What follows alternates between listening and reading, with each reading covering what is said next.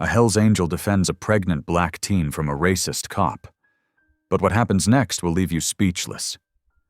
On a dark, rainy night, a rough-looking biker steps between a scared young girl and a man with a badge.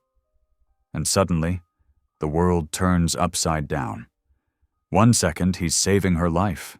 The next, he's the one in handcuffs. As their story spreads across the internet, the town explodes, half calling him a hero, half calling him a criminal. But when the truth begins to surface, everything changes, because this biker isn't who people think he is, and the girl he saved might just be the one to save him. Fire, faith, and redemption collide in a story that will break your heart, and then rebuild it. When hate burns everything to the ground, can one man's courage and one girl's grace be enough to save what's left of their souls? Drop a comment below and share which part of the world you're tuning in from today. If you enjoy stories like this, don't forget to subscribe for more. The cold Alabama rain drummed against the metal awning of the gas station, creating a steady rhythm that matched Royce's heartbeat. His weathered hands trembled slightly as he dabbed at the blood trickling from his split lip, the metallic taste a familiar reminder of fights long past. The fluorescent lights above cast harsh shadows across his face, highlighting every line and scar earned over his 58 years. Beside him on the wet concrete, Tiana Brooks huddled deeper into her thin jacket, one hand protectively cradling her swollen belly. Her dark eyes were wide with a mixture of fear and wonder as she studied the gruff stranger who had just put himself between her and Deputy Colson's cruelty. "Why'd you do that for me?" she whispered, her voice barely audible above the pounding rain. Royce stared out at the empty highway, watching the deputy's taillights disappear into the darkness. His shoulders ached from being slammed against the police cruiser, but he'd endured far worse.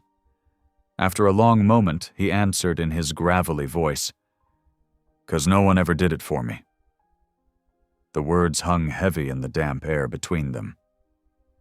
Tiana pulled her backpack closer, its worn fabric revealing years of use. Her hands were shaking, though whether from cold or leftover adrenaline, Royce couldn't tell. "That man, he's been hassling folks around here for years," she said softly. "Especially people who look like me." Her fingers unconsciously traced circles over her pregnant belly, as if trying to protect the life within from the harsh realities outside. Royce grunted, reaching into his jacket pocket for a relatively clean bandana to wipe away more blood. "Badge don't give nobody the right to treat people like that. Never did." He winced as he touched a particularly tender spot on his jaw. Tiana reached into her backpack and pulled out a small pack of tissues. "Here," she offered, her hand extending tentatively toward him. "These are clean, at least." Royce hesitated before accepting the simple kindness, something unfamiliar stirring in his chest.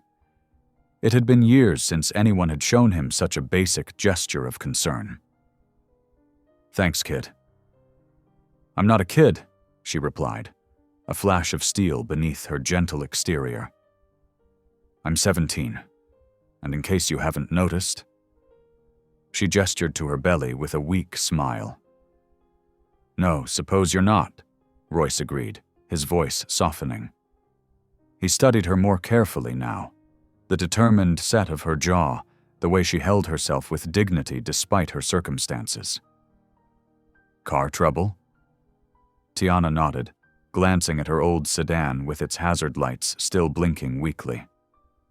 "Engine just died. I was trying to make it to my aunt's place in Montgomery, but..." She trailed off, biting her lip. "Running from something?" Royce asked, though he already knew the answer. He'd seen that look before. In the mirror, in fellow inmates, in anyone trying to leave a dark past behind. "Someone," she corrected quietly. "My baby's daddy. He wasn't who I thought he was. When I told him about the baby, he..." She shook her head, unwilling or unable to continue. Royce felt a familiar anger building in his chest, the kind that had gotten him into trouble more times than he could count. But age and hard experience had taught him to channel it differently now. "Let me take a look at that engine," he offered, standing up with a grunt of effort. "Might be something simple." Tiana watched him cautiously. "Why are you being so nice to me? After what just happened with that deputy, you should be getting as far from here as possible." Royce paused, considering her words. The rain had plastered his gray hair to his forehead, and his leather jacket was soaked through. By all rights, he should be back on his bike, putting miles between himself and this potential trouble. But something about this young woman's quiet strength and the life she carried stirred memories of his own lost chances at redemption. "Maybe I'm tired of running," he said finally. "Been doing it long enough." He held out his hand to help her up from the concrete. "Come on, let's see what's wrong with your car." Under the dim light of the gas station, Royce popped the hood of Tiana's sedan. The engine was a mess of corroded parts and jury-rigged repairs, but his experienced eyes quickly spotted the main issue. "Alternator's shot," he diagnosed, pointing to the failing part. "And your battery's not much better." Tiana's face fell. "I don't have money for repairs," she admitted. "I barely had enough for gas to get to Montgomery." Royce straightened up, his back protesting the movement.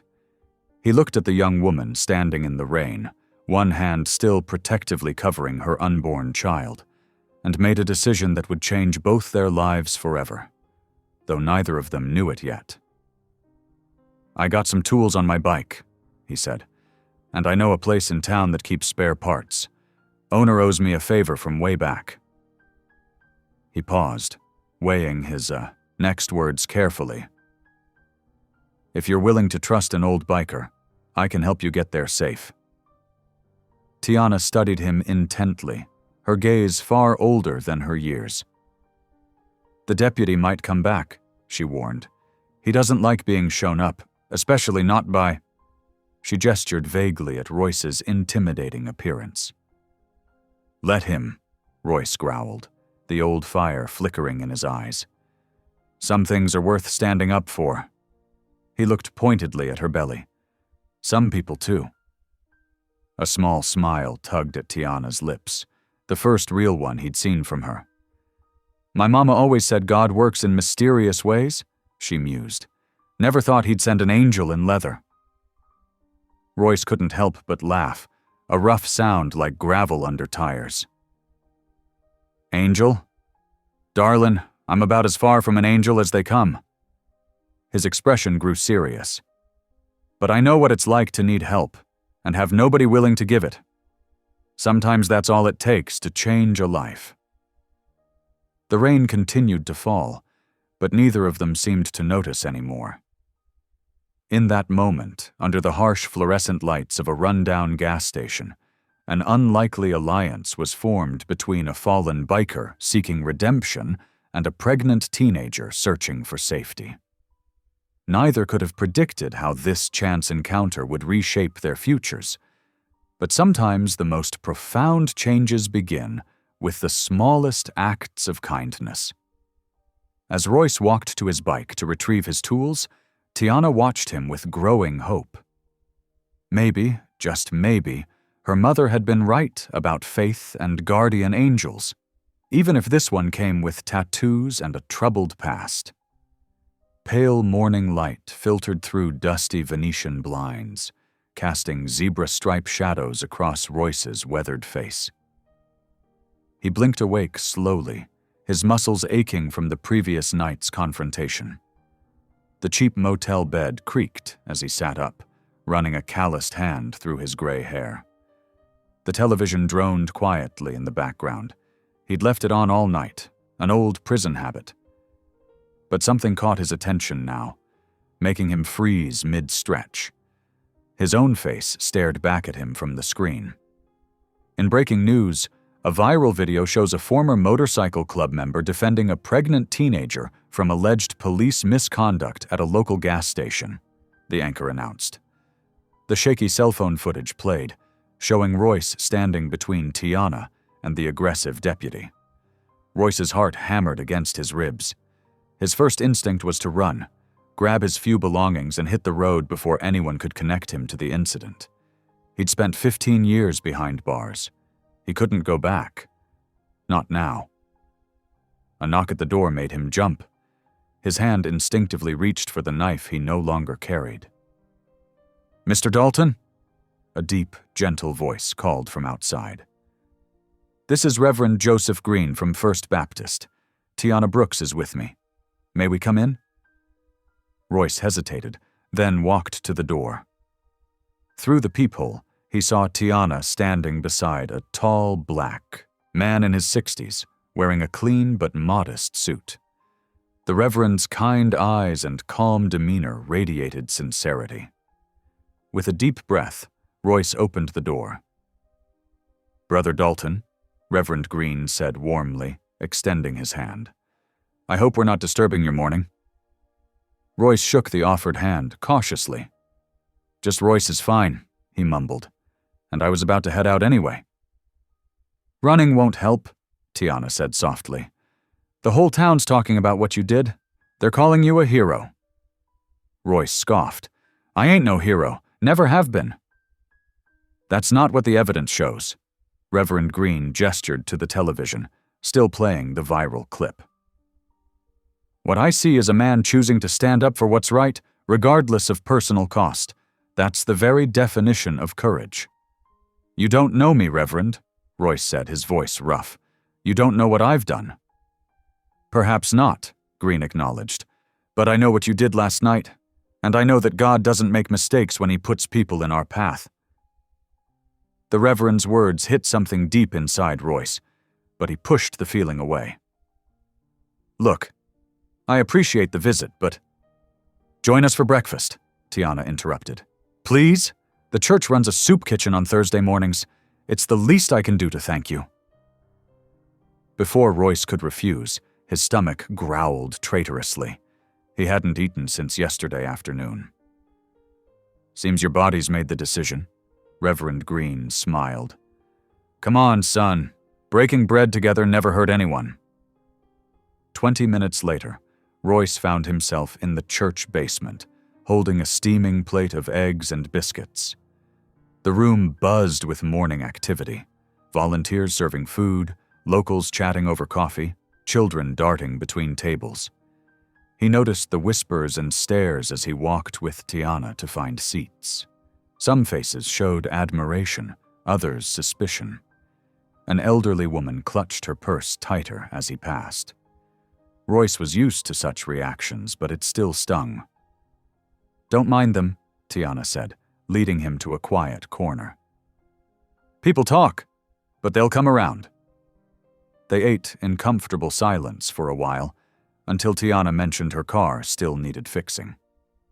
Royce offered to take a proper look after breakfast, grateful for a concrete task to focus on. In the church parking lot, he bent over the engine, explaining each step as he worked. Tiana handed him tools, asking questions that showed genuine interest. Her presence was calming, reminding him of simpler times when fixing things was all that mattered. "See this wire here?" he pointed, his voice gentler than usual. "It's corroded, but we can clean it up. Sometimes things just need a little care to work right again." Tiana smiled, understanding he wasn't just talking about the car. The morning sun grew warmer as they worked, and Royce felt something he hadn't experienced in years. Peace. Maybe, just maybe, there was hope for a fresh start. The sound of heavy boots on pavement shattered the moment. 2 uniformed officers approached, their faces carefully blank. Royce straightened slowly, wiping his hands on a rag. He knew what was coming before they spoke. "Royce Dalton?" the taller officer asked, though it wasn't really a question. "That's me." You're being taken into custody for assaulting a law enforcement officer during last night's incident. Tiana stepped forward. But he was protecting me. The deputy was— Ma'am, please step back, the second officer ordered. This is official business. Royce saw the fear in Tiana's eyes, heard the murmurs of the gathering crowd. The admiring whispers from breakfast turned to worried gasps, but he kept his voice steady as he held out his wrists. It's okay, he told Tiana. I knew this might happen. The handcuffs clicked shut, cold and familiar against his skin. As the officers led him toward their patrol car, he caught a glimpse of Reverend Green hurrying across the parking lot, his face concerned but determined. The morning's brief flicker of hope faded with each step toward the waiting police cruiser. The fluorescent lights buzzed overhead as Royce sat on the thin jail mattress, his calloused fingers tracing the familiar patterns of concrete and steel. The cell was exactly 6 steps by 8 steps. He'd counted them 15 times already. Some things never changed. The sound of heels clicking against the floor made him look up. Through the bars, he saw Tiana walking toward his cell, her pregnant belly even more prominent under her flowered dress. Deputy Morrison trailed behind her, keys jingling. You've got 15 minutes, the deputy said gruffly, unlocking the visitor area. Tiana lowered herself carefully onto the metal stool. How are you holding up? Been here before, Royce shrugged, trying to keep his voice light. At least the coffee's better than it was in state. This isn't funny, Mr. Dalton. They're saying terrible things about you on the news. Call me Royce, he said softly. And I know. Sheriff's good at spinning stories. I'll testify, Tiana declared, her chin lifting. I'll tell them exactly what happened, how that deputy grabbed me, how you only stepped in to help. No. Royce's voice was firm. You stay out of this, you hear me? Both of you. His eyes flickered to her belly. But, listen to me, girl. These people, they played dirty. Already got word they're sending child protective services your way, saying a homeless pregnant teen ain't fit to be a mother. Tears welled in Tiana's eyes. They can't do that. They can try. That's why you need to stay clear of me. I'm used to their games. You've got more important things to worry about. The fluorescent light flickered, casting shadows across Tiana's face. It's not right, she whispered. Life rarely is. A new set of footsteps echoed down the corridor. Reverend Green appeared, his usual warm smile replaced by determination. Brother Royce, he nodded. I've been making some calls. The community's rallying behind you. Marcus Thompson, he's a defense attorney from Montgomery. He's offered to take your case pro bono. Royce shook his head. I appreciate it, Reverend, but this isn't up for debate, Green interrupted. The Lord puts warriors in our path for a reason. You stood up when others turned away.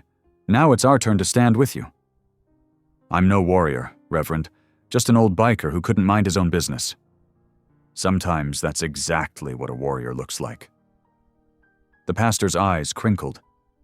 Bail hearings tomorrow morning. We'll be there.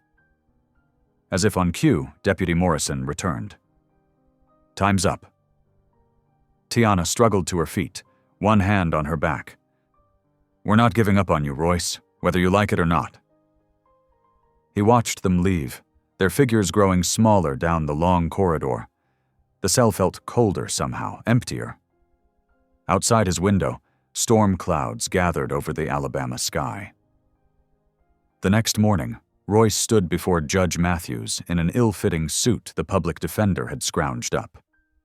The courtroom buzzed with whispers.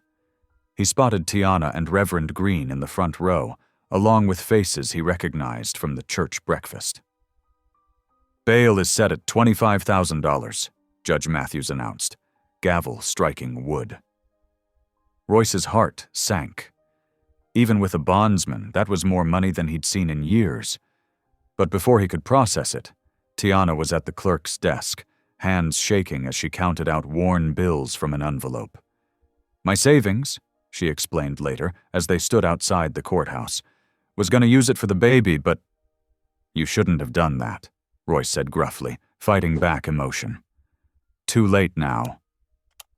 She smiled, then surprised him with a hug, her belly pressing against him. For a moment, he stood frozen, then carefully wrapped his arms around her shoulders. "Thank you," he whispered. The sun was setting as they gathered on the church steps that evening. Golden light painted the old brick walls, while crickets chirped their evening song. Royce sat alone, watching Tiana chat with some church ladies who'd brought her prenatal vitamins and baby clothes. His motorcycle waited in the parking lot, keys in his pocket. He could leave now, disappear before things got worse. It's what the old Royce would have done. But something had changed in that gas station parking lot, watching a scared girl face down hatred alone. "I don't run anymore," he said quietly to himself, the words carried away on the evening breeze. "Not when someone needs me." Inside, a piano struck up a hymn. Tiana's voice joined in, clear and strong. And for the first time in longer than he could remember, Royce felt something like peace settle over his shoulders. The sky darkened to purple, stars beginning to peek through. Tomorrow would bring new battles, but tonight, on these worn church steps, a former Hell's Angel had found his purpose. He would protect this girl and her unborn child, no matter what it cost him. Behind him, the church door creaked open. "Coming in for evening service?" Reverend Green asked. Royce stood slowly, joints creaking. "Yeah," he said. "I reckon I am." They walked inside together, leaving the gathering night behind. Through the stained glass windows, the last rays of sunlight painted colors across the wooden pews, red and gold, like hope breaking through darkness. Dawn broke over the courthouse steps, bringing with it a swarm of news vans and reporters clutching microphones like weapons. Camera flashes exploded as Royce emerged, shielding Tiana with his broad shoulders. "Mr. Dalton, is it true you have a history of violence? Miss Brooks, are you aware of his criminal record? Sheriff Remington claims you're exploiting this situation." The questions pelted them like hail. Through the chaos, Royce spotted two deputies watching from their cruiser, hands resting meaningfully on their holsters. Their eyes held promises of trouble to come. "Time to go," he muttered, guiding Tiana toward his motorcycle. "This ain't safe anymore." "Where?" she asked, clutching her backpack. "I know a place. You trust me?" She nodded without hesitation. That simple faith made his throat tight. They roared away from the courthouse, leaving the media circus behind. Royce guided his bike through winding country roads, past cotton fields and rusty mailboxes. Pine trees crowded closer as they ventured deeper into rural Alabama. After an hour of riding, they turned onto a dirt road nearly hidden by overgrown grass. At its end stood a weathered farmhouse, its white paint long since faded to gray. The wraparound porch sagged like tired shoulders. "My mama's place," Royce explained as he helped Tiana off the bike. "Haven't been here in 15 years, not since—" He let the words trail off, memories rising like dust. Tiana wobbled up the creaking steps, one hand on her lower back. "It's got good bones," she said, peering through grimy windows. "Just needs some love." Royce snorted. "Needs a miracle, more like." "Then it's a good thing I believe in those." She smiled, then sneezed as cobwebs tickled her nose. "We can clean it up, make it livable." "We? You got somewhere better to be?" He didn't, and truth be told, the thought of facing this place alone made his hands shake. They spent that first day clearing out years of dust and debris. Royce showed Tiana how to check for weak floorboards and patch holes in the screens. By sunset, they'd made the kitchen and one bedroom somewhat habitable. First thing tomorrow, I'll teach you some basics, Royce said as they sat on the porch. Things you ought to know out here. True to his word, the next morning found them behind the house, where a massive oak had fallen during some long-ago storm.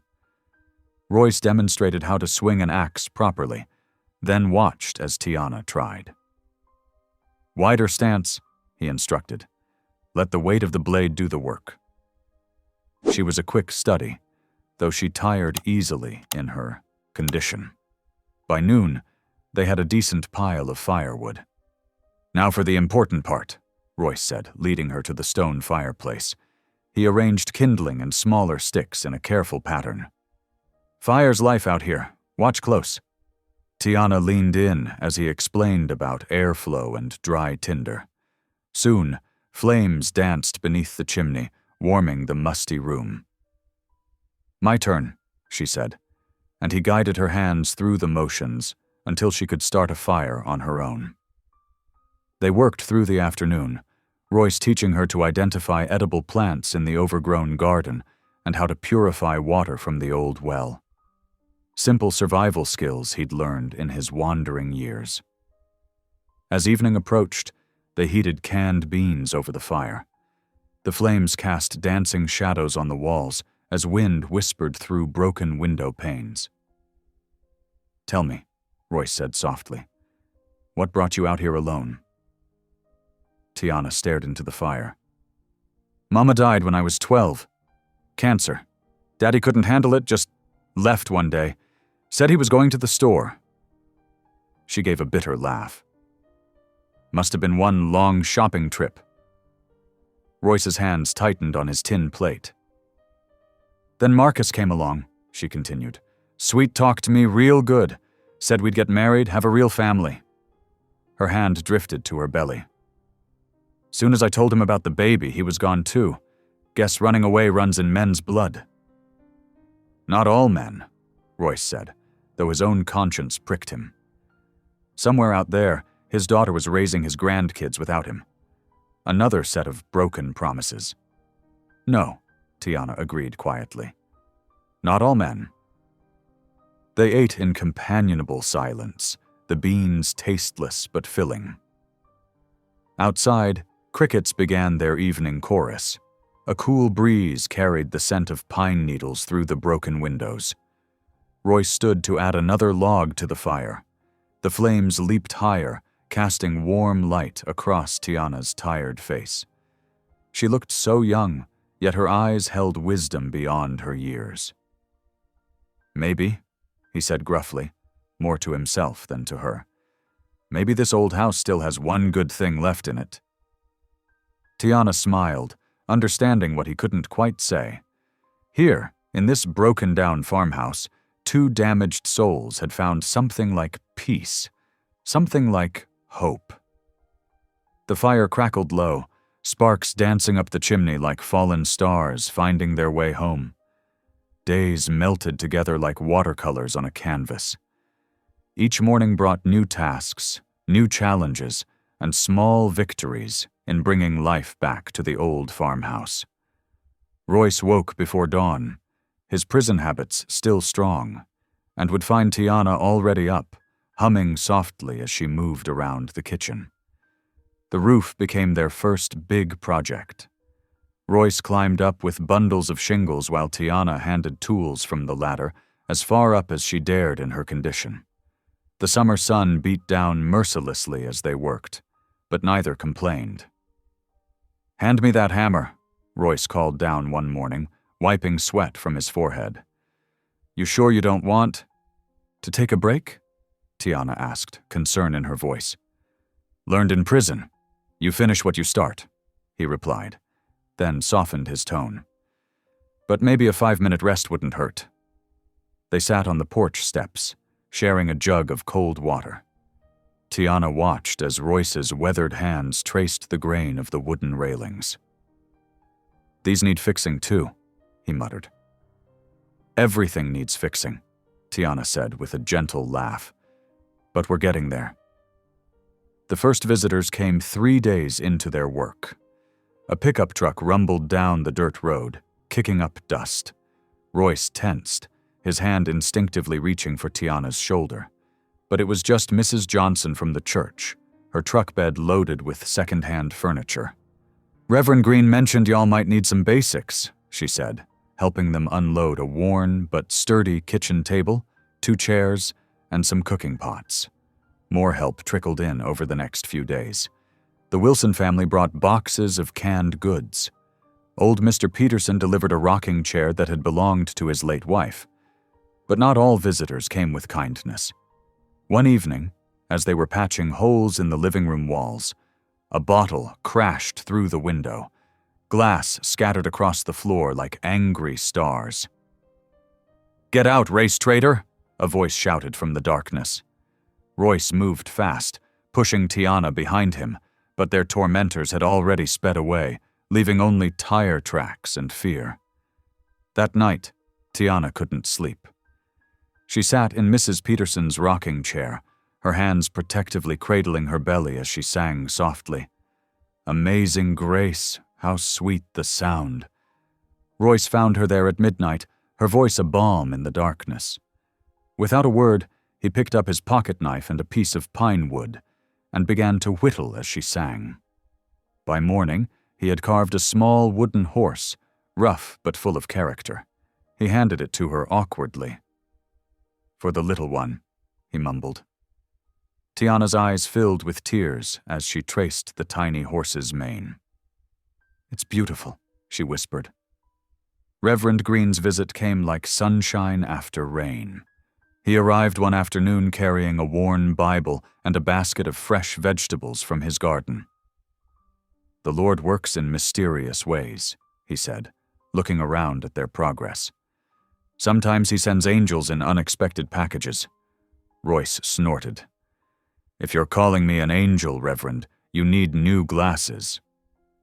The older man's eyes twinkled. "The Lord uses broken vessels, Brother Royce. Often, they hold the most light." They gathered in the newly cleaned kitchen as Reverend Green blessed the house. His deep voice filled every corner, chasing away shadows of the past. Before leaving, he pressed the Bible into Royce's hands.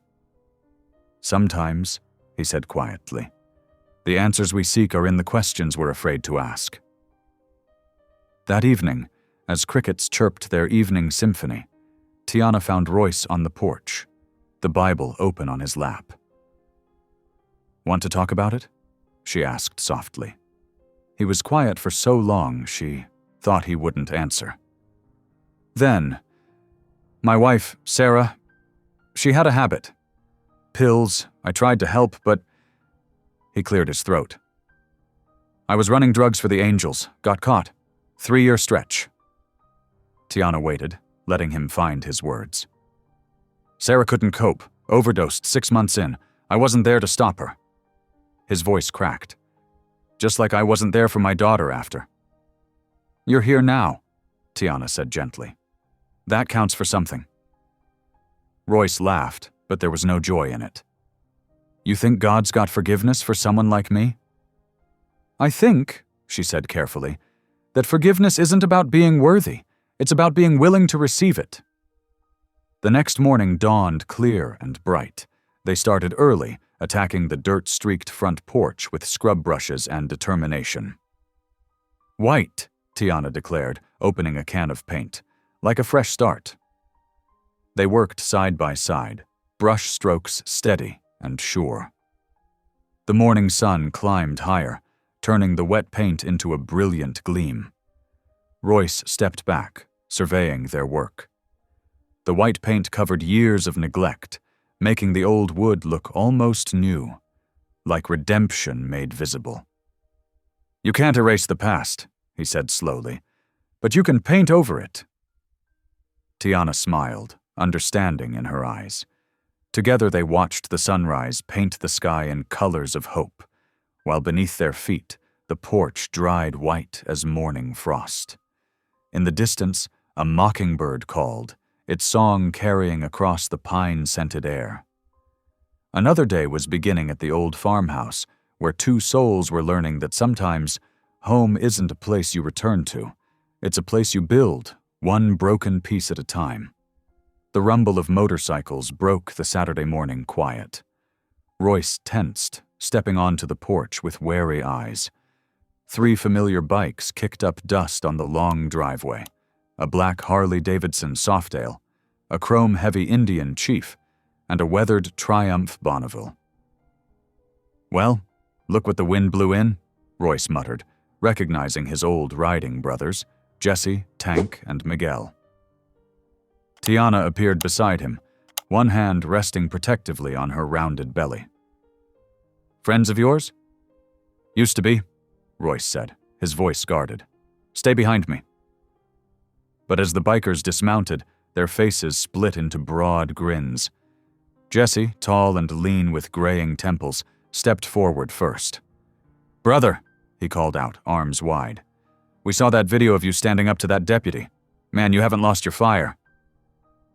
Tank, built like his nickname suggested, was already unloading lumber and tools from a trailer hitched to his bike. "Figured you could use some help getting this place back in shape." Miguel, the youngest of the 3 with salt and pepper hair tied back in a ponytail, carried a toolbox toward the porch. "You did right, hermano. We're here to pitch in."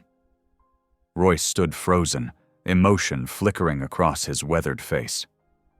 These men had been more than friends once. They'd been brothers in a darker life. Now, here they were, bringing not trouble but help. "You sure about this?" Royce asked gruffly. "Sure as sunrise," Jesse replied, clapping him on the shoulder. "Besides, that barn of yours looks ready to fall down. Can't have that."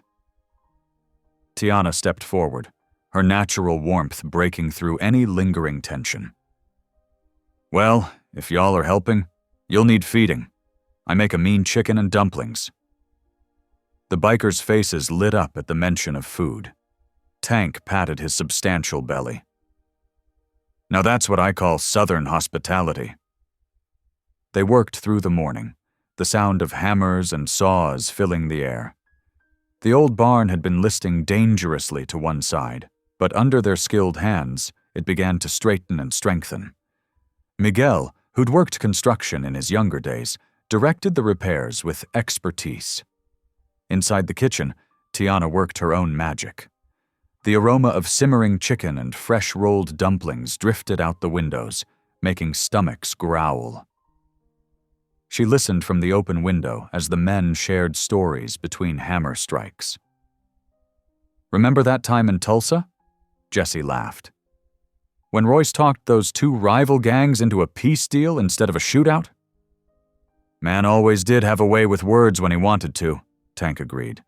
"Could talk the devil into going to church." Royce shook his head, but there was a hint of a smile beneath his beard. That was a lifetime ago.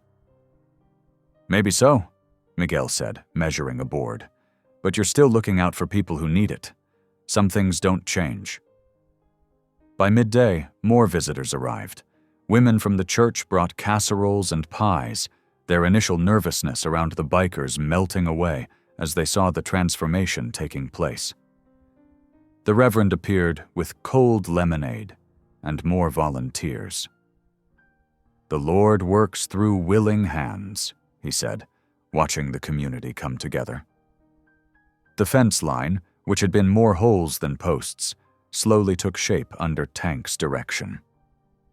Jesse's expertise with engines had him fixing up an old tractor they'd found in the barn.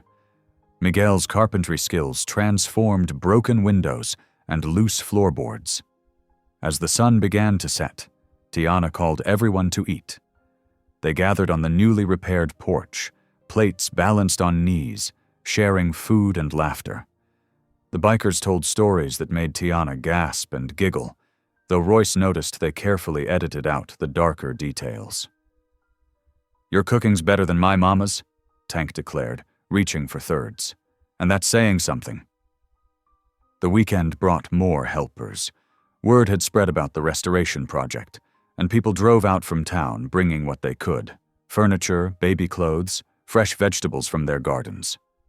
The farmhouse that had stood empty for so long became a hub of activity and hope. One afternoon, Royce found Tiana sorting through a box of baby clothes, tears in her eyes. "You okay?" he asked gruffly, concerned. She nodded, holding up a tiny white onesie. "I just never expected all this kindness. When I first found out I was pregnant, I felt so alone. Now look." The transformation reached beyond the physical repairs. Something was healing in the hearts of everyone involved. The bikers who had once lived for chaos now found purpose in creation. The townspeople who might have crossed the street to avoid them now shared meals and swapped stories. The culmination came the following weekend. The women from church, led by Reverend Green's wife, organized a surprise baby shower. They decorated the porch with streamers and balloons, set up folding chairs on the newly mowed lawn. Tiana stepped out to find both black and white neighbors gathered together, gifts piled high on a table. The bikers stood awkwardly to one side, looking out of place until Mrs. Green handed them each a paper plate of cake. "This here's what community looks like," Reverend Green announced, his voice carrying across the yard. "Not divided by race or past mistakes, but united in love and hope." Tiana's laughter rang out as she opened presents: hand-knitted blankets, tiny shoes, practical supplies, and even a beautiful wooden cradle that Miguel had crafted in secret. Through it all, Royce watched from his spot against the porch railing. His expression was hard to read, but those who knew him best could see the change in his eyes. For the first time in decades, the weight of loneliness had lifted. Here, among this unlikely gathering of souls, he had found something he thought was lost forever. A place to belong. Jesse sidled up beside him, both men watching the celebration. "You done good, brother," he said quietly. "Real good." Royce nodded, words stuck in his throat. The setting sun painted the sky in shades of pink and gold, casting a gentle light over the scene. The restored farmhouse, the laughing guests, Tiana's glowing face. In this moment, the past felt distant, and the future, for once, looked bright. The evening settled into a gentle peace after the baby shower. Stars began dotting the Alabama sky as the last guests pulled away down the dirt road, leaving behind the warm glow of lanterns on the porch. Tank and Jesse had insisted on staying to help clean up, while Miguel worked late into the evening, putting final touches on the cradle. Tiana sat in her favorite rocking chair, surrounded by opened gifts and crumpled wrapping paper. Her hands rested on her swollen belly as she hummed an old gospel tune. The day's excitement had left her tired but happy. "You should get some rest," Royce said, his gruff voice softened with concern. "Been a long day." "Just want to sit here a minute longer," she replied, smiling. "Everything feels so perfect right now." The generator sputtered in the distance, its rhythm irregular. Royce frowned. "Better check that before it cuts out completely. Won't take but a minute." He stepped off the porch into the cool night air, boots crunching on gravel. The generator sat behind the newly restored barn, its steady hum a familiar comfort these past weeks. Tank had helped him fix it up, though it still needed regular attention. The crack of a gunshot shattered the peace. Glass exploded somewhere behind him. Royce spun around to see flames erupting from the barn window, orange tongues licking up the wooden walls. A bottle with a burning rag rolled across the floor, spreading liquid fire. "Tiana," he bellowed. "Get your bag, now!" More shots rang out in the darkness. Royce caught movement in the trees, a familiar figure in a deputy's uniform. Coulson had come back, just as they'd feared he would. Jesse and Tank burst out of the house, Miguel right behind them. "Get her out!" Royce shouted to them as he ran toward the barn. The hay stored inside would go up like kindling if he didn't act fast. Smoke poured through the broken window. Royce grabbed the garden hose, but the pressure was too weak to reach the growing inferno. The heat drove him back as he tried to enter through the side door. "The horses!" Miguel yelled, running toward the stable portion of the barn. They had 2 rescue horses taken in just last week. Tank joined him, both men disappearing into the smoke. Moments later, they emerged, leading the panicked animals to safety.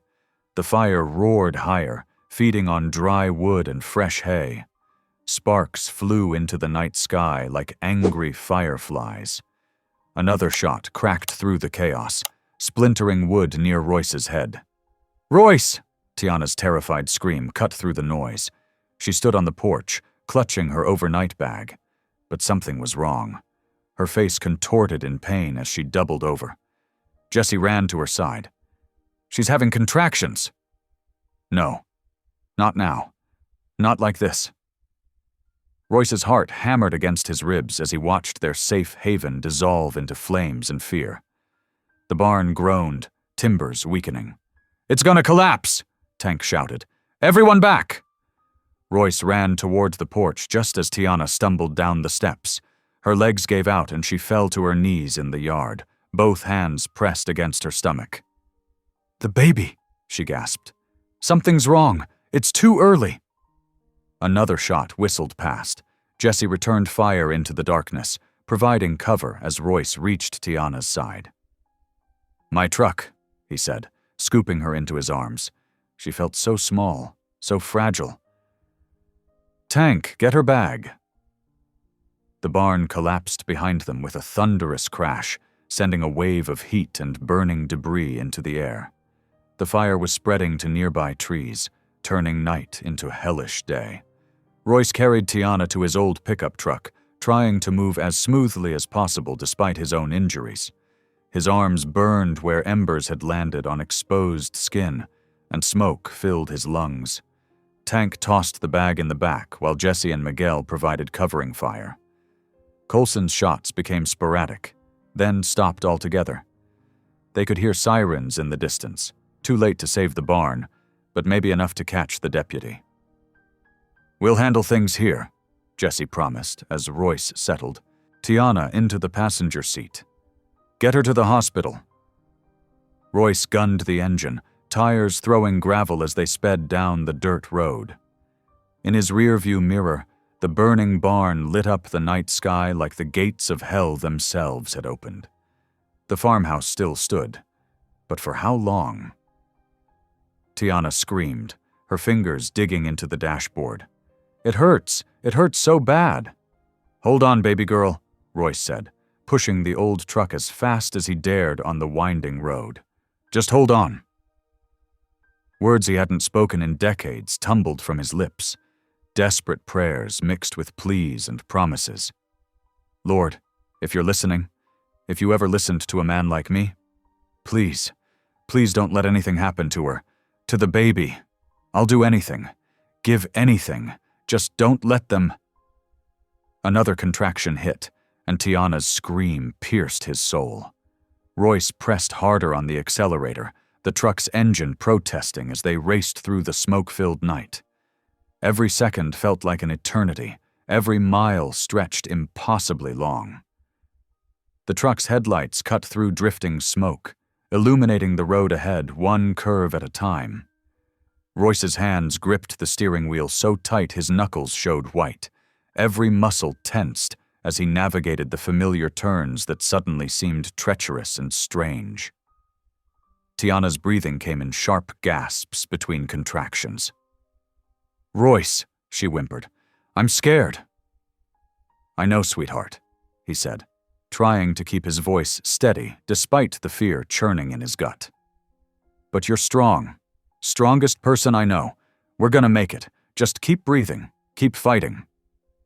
The orange glow of the fire still painted the sky behind them, a reminder of how quickly peace could shatter. Royce's mind raced with questions. Had the others gotten away safely? Would they catch Coulson? But none of that mattered now. All that mattered was getting Tiana and her unborn child to safety. Another contraction seized her, and this time her scream held a different note, something primal and urgent that made Royce's blood run cold.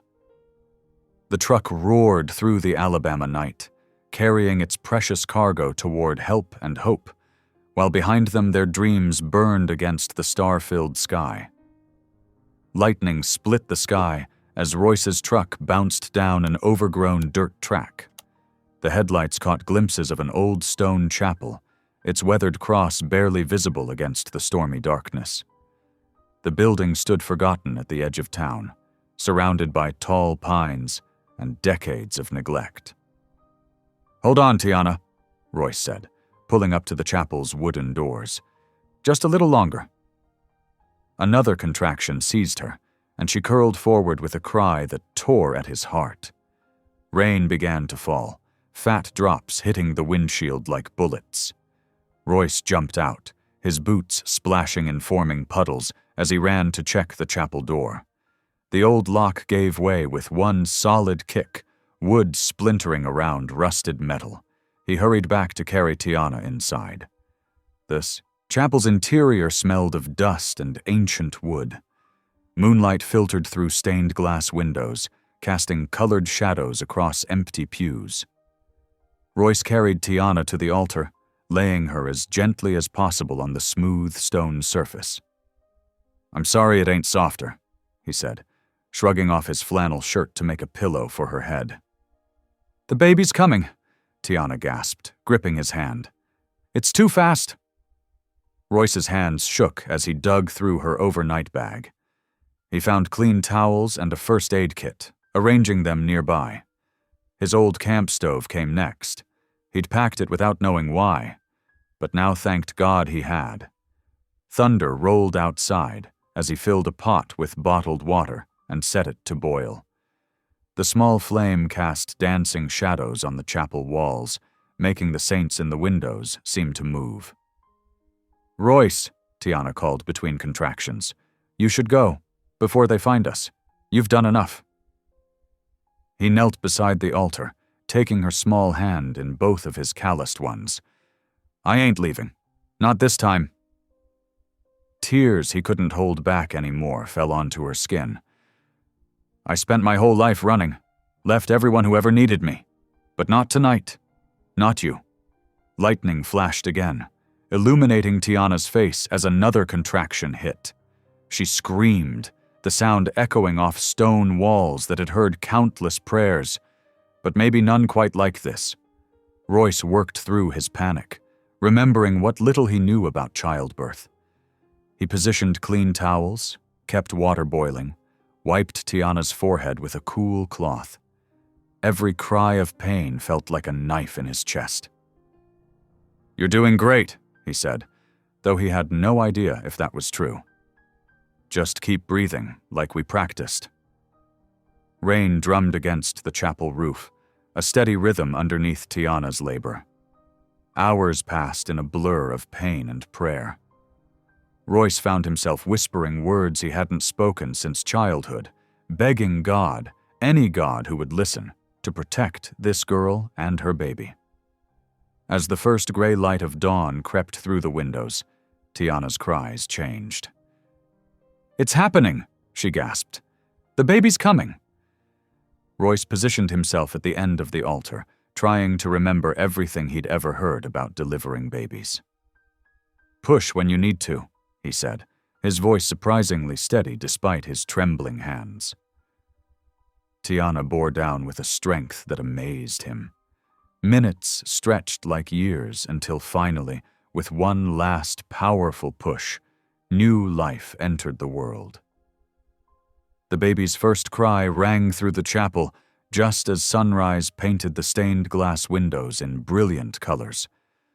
Royce caught the tiny boy in shaking hands, tears streaming down his weathered face. "He's here," he whispered, voice rough with emotion. "He's beautiful, Tiana. Perfect." Working quickly but carefully, Royce tied off and cut the cord using sterilized supplies from the first aid kit. He cleaned the squalling infant with warm water, then wrapped him snugly in his old leather jacket, the one that had seen so many miles, so many fights, now cradling something precious and pure. He laid the wrapped baby beside Tiana, watching as she touched her son's face with trembling fingers. "Hello, little one," she whispered. "Welcome to the world." The peaceful moment shattered as red and blue lights began flashing through the windows. Sirens wailed in the distance, growing closer. Royce stood slowly, gathering the baby back into his arms. He knew what was coming, had always known it would end this way. But for once in his life, he wasn't afraid. The morning light streamed through the windows as police cars surrounded the chapel. Royce looked down at the tiny face nestled against his chest, so new, so clean of the world's darkness. "He's clean," Royce said quietly, holding the baby close one last time before walking toward the chapel doors. "Don't let him start life like I did." The leather jacket that had once represented everything dark in his past now wrapped around new life, new hope. Royce stepped into the dawn light with his head held high, ready to surrender, not in defeat, but in victory. Because this time, finally, he'd stayed. This time, he'd done something right. The morning sun cast harsh shadows through the chapel windows as Deputy Coulson yanked Royce's arms behind his back. The cold metal of handcuffs bit into his wrists, but Royce didn't resist. His eyes stayed fixed on Tiana and the newborn baby boy, now wailing in his mother's protective embrace. "Not so tough now, are you, hero?" Coulson sneered, shoving Royce toward the door. The deputy's fingers dug into Royce's shoulder, sure to leave bruises. "Easy with him!" Tiana called out, her voice weak but determined. "He helped deliver my baby." Sheriff Remington stepped forward, his badge gleaming in the morning light. "Ma'am, this man is a dangerous criminal who needs to be contained. We'll have medical services here shortly to check on you and the infant." As they dragged him outside, Royce caught one last glimpse of Tiana through the chapel doorway. She was crying, clutching her son close, while Reverend Green, who must have arrived during the commotion, stood beside her like a guardian angel. The officers weren't gentle loading him into the back of the patrol car. Coulson accidentally knocked Royce's head against the doorframe, drawing snickers from the other deputies. "Ain't so high and mighty now, are you?" one of them taunted. "Playing savior to that girl. Should have stayed in your lane, convict." Royce kept his mouth shut, remembering lessons learned long ago in prison. Sometimes silence was the only shield a man had. The ride to the county jail was rough, every bump amplified by his cuffed hands. His thoughts kept returning to that tiny baby, born in a sacred place during the storm. Whatever happened next, at least he'd helped bring one pure thing into this world.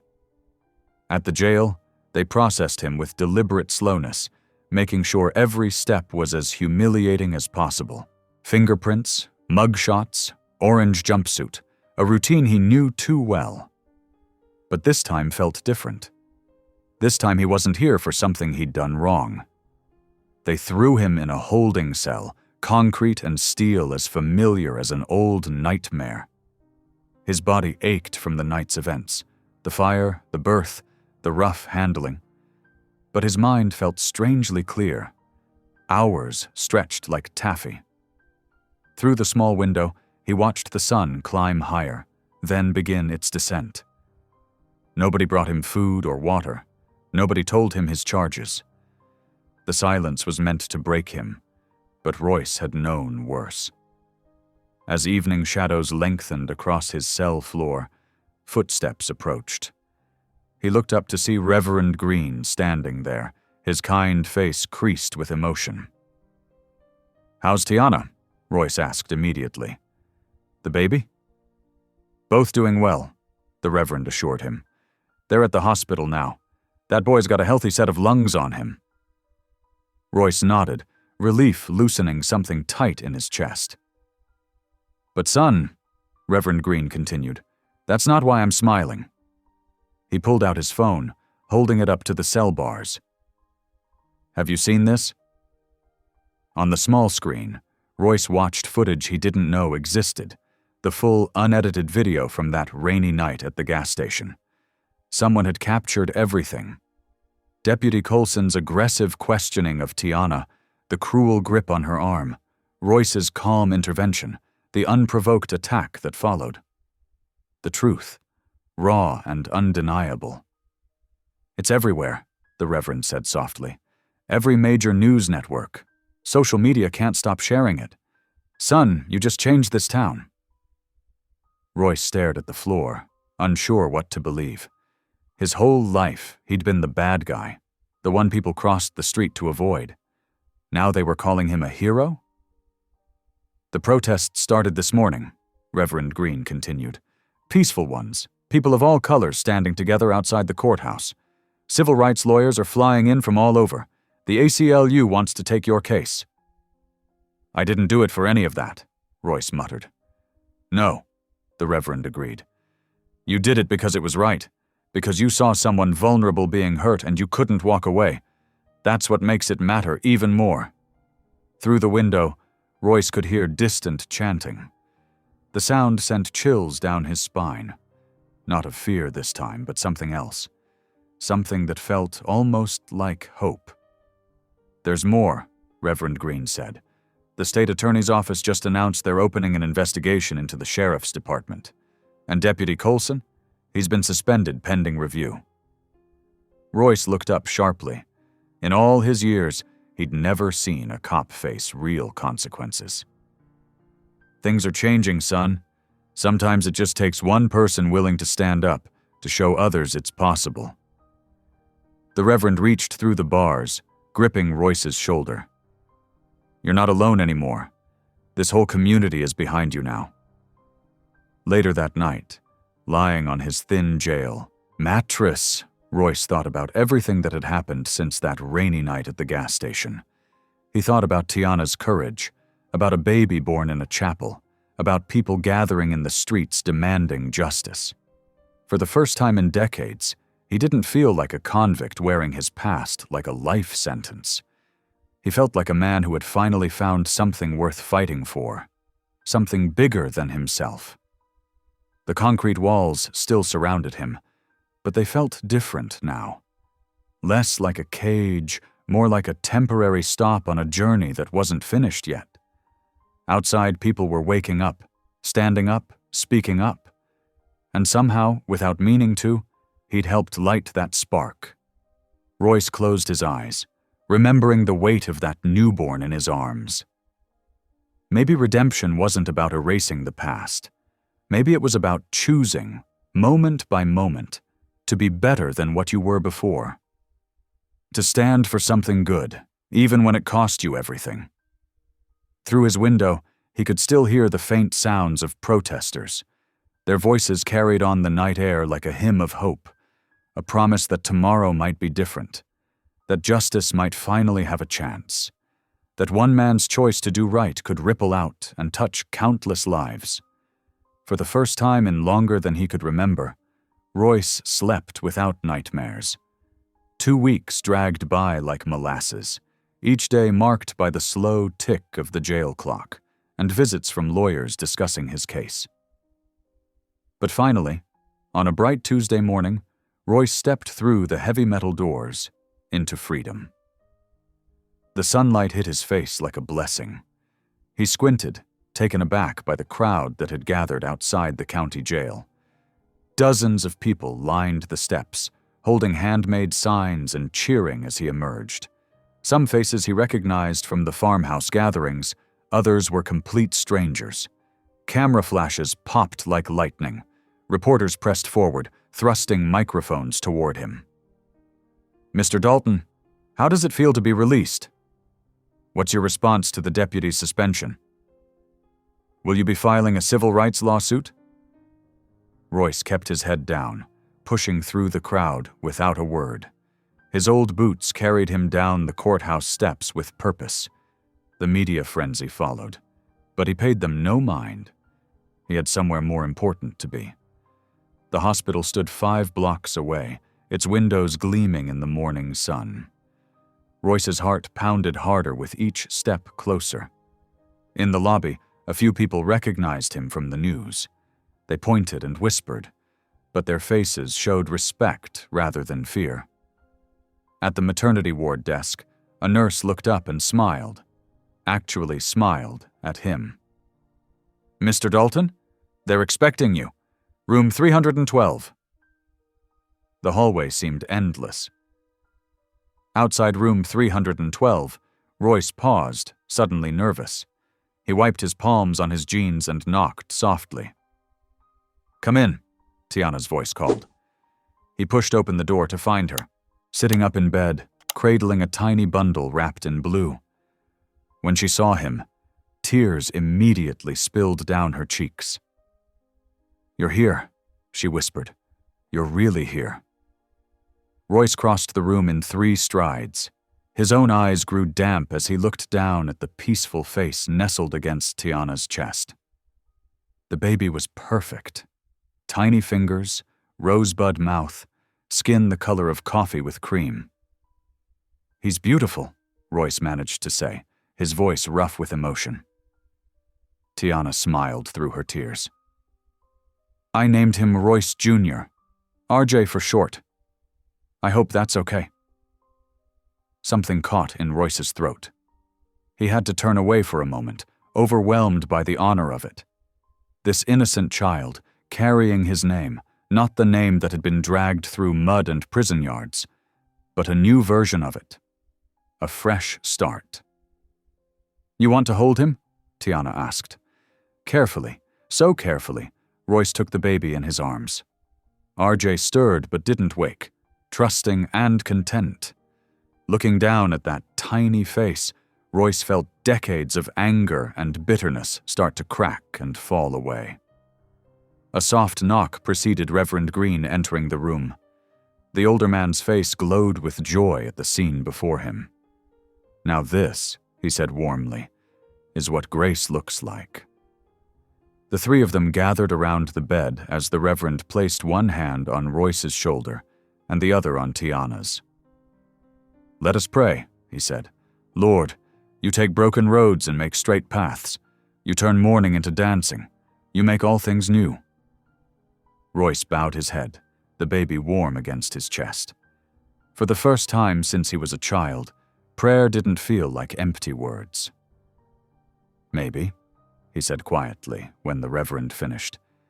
"He didn't forget about me after all." Nurses came and went, checking vitals and bringing supplies. Each one smiled at the unlikely family gathered in room 312. The town that had once crossed the street to avoid Royce now called him a hero in their newspapers. But none of that mattered as much as this moment, holding new life in his arms, watching Tiana beam with pride, feeling Reverend Green's steady presence beside them. Sometimes redemption came in unexpected packages. Sometimes it took a rainy night, a pregnant girl, and the courage to finally stand up for what was right. Sometimes it took losing everything to find what you never knew you needed.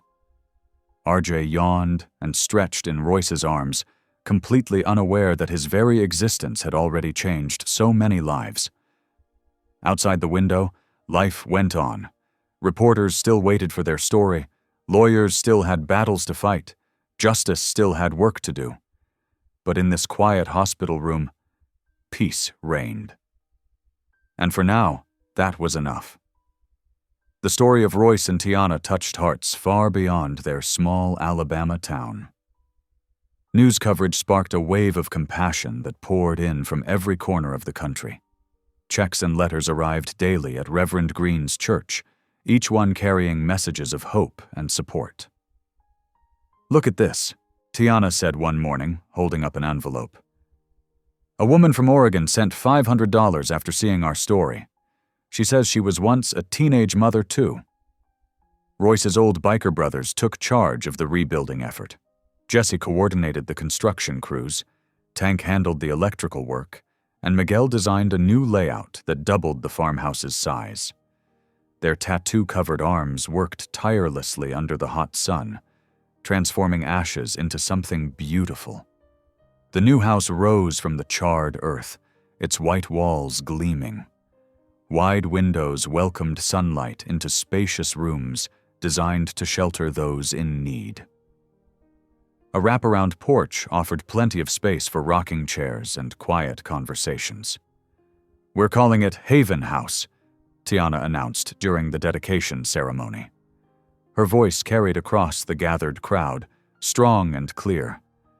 "Because everyone deserves a safe place to start over." The shelter quickly filled with young mothers and women escaping abuse. Tiana counseled them with the wisdom she'd gained through her own journey. In the workshop behind the house, Royce taught local teenagers how to rebuild engines and craft furniture. His gruff voice softened when he shared his story, showing them how choices could lead to either prison or purpose. Every evening, as the sun set over Haven House, Royce sat in his favorite rocking chair with baby RJ. The infant's peaceful breathing matched the rhythm of the crickets chirping in the tall grass. Gospel music drifted from someone's radio inside, mixing with the night sounds.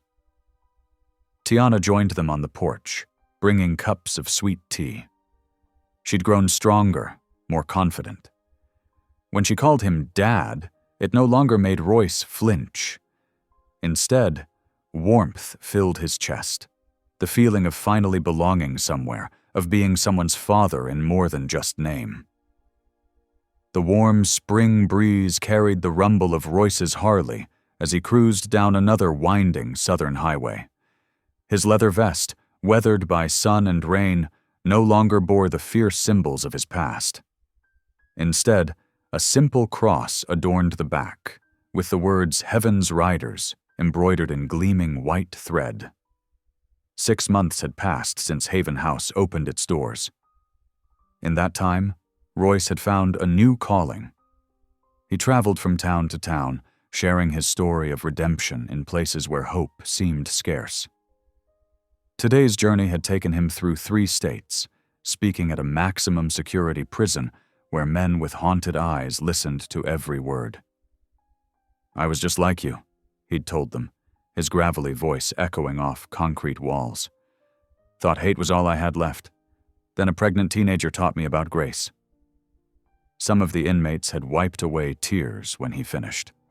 One young man, barely 20, asked him to pray. At a high school in Mississippi, teenagers who'd been labeled troubled sat transfixed as Royce described his transformation. "Your past ain't your future," he'd said, meeting their wary gazes. "I'm living proof of that." After his talk, a girl with angry eyes and defensive posture hung back to ask about Haven House. Her arms bore bruises she tried to hide. Royce made sure she got the phone number. Churches welcomed him too, though he still felt strange standing at their pulpits. His rough appearance made some congregation members nervous at first, but his honest words won them over. He spoke of divine love that reached into the darkest places, of second chances that came disguised as rainstorms and broken-down cars. The miles rolled beneath his wheels as the afternoon sun sank lower. Royce's thoughts turned toward home, a word that still felt new and precious on his tongue.